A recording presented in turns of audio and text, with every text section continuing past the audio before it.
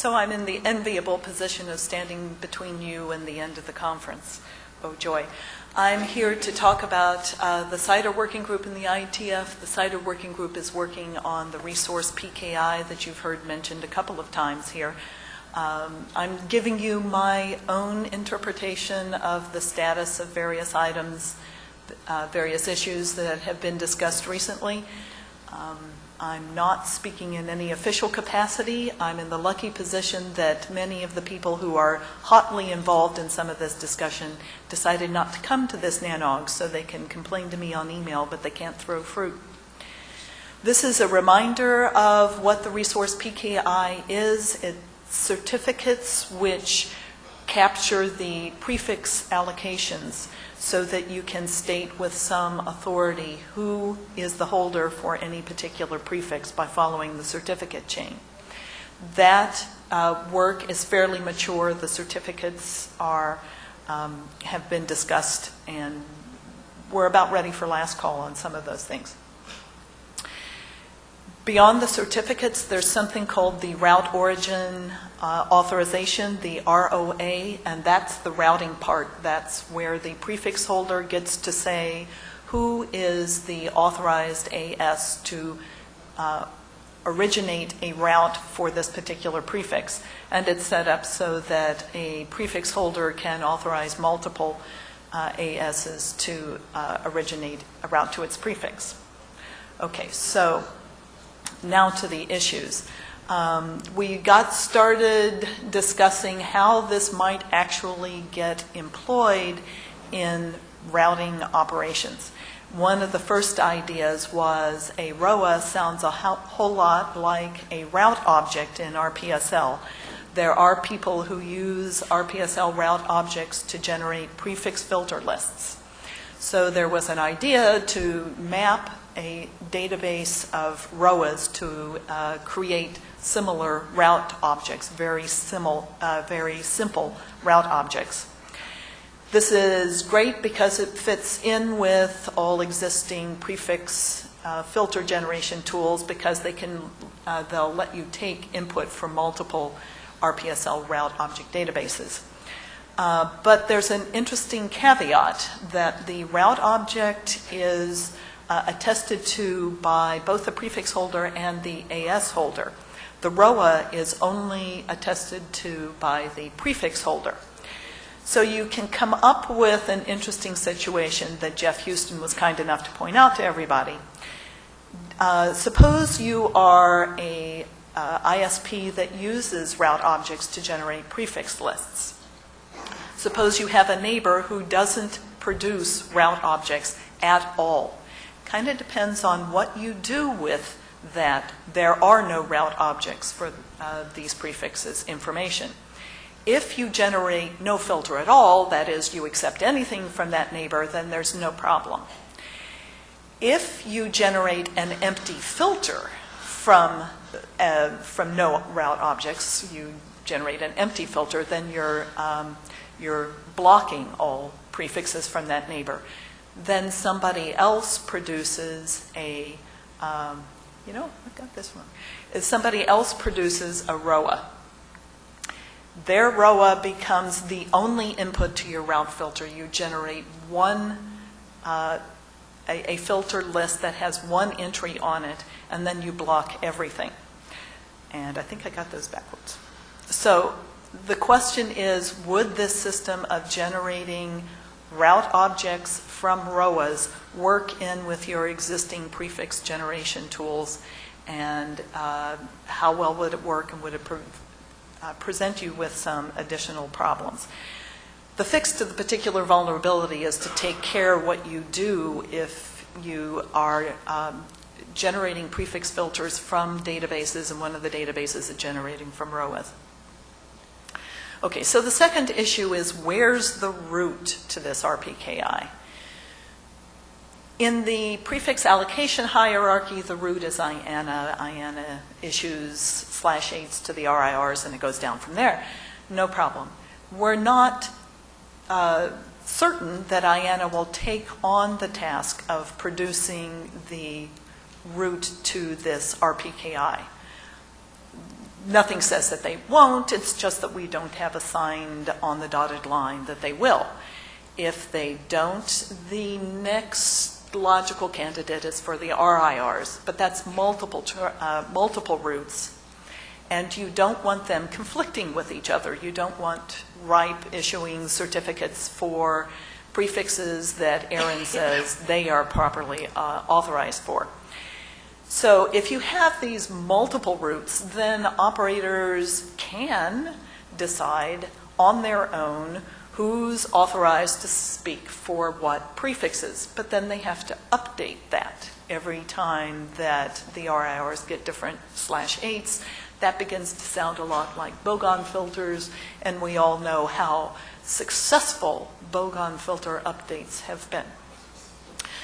So the specifications as is go through some careful work to say how you might deal with multiple trust anchors without answering the question of how you prevent them from conflicting with each other, relying on the, quote, relying parties, the people who are pulling down all this stuff.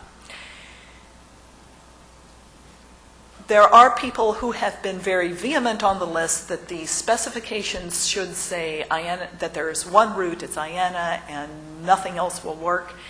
Can't actually say that because we have no means to make that happen, and we have no means to prevent relying parties from choosing certs are us to be their route. But it would be very useful if the operators could speak up about the operational impact to them of having one versus multiple trust anchors. Okay. Then we come to the issue of this thing won't just magically turn on, there won't be a flag day. So we have to deal with the possibility that some people will be producing ROAs for their routes and some people won't.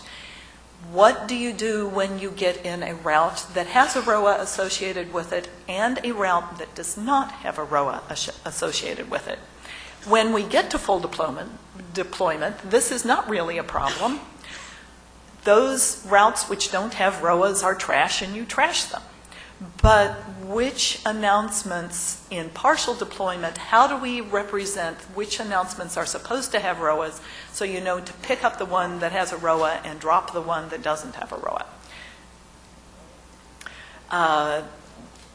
One idea that has been presented is to have something called a bogon origin authorization, which says, I do not intend to announce these prefixes, believe no routes for these prefixes.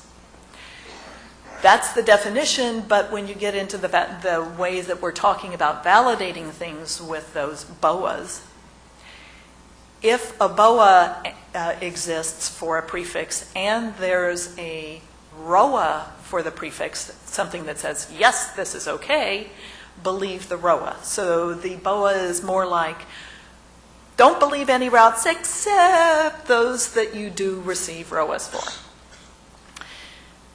The other idea that has been discussed is that look at these ROAs as if they were exclusionary, kind of like a default deny.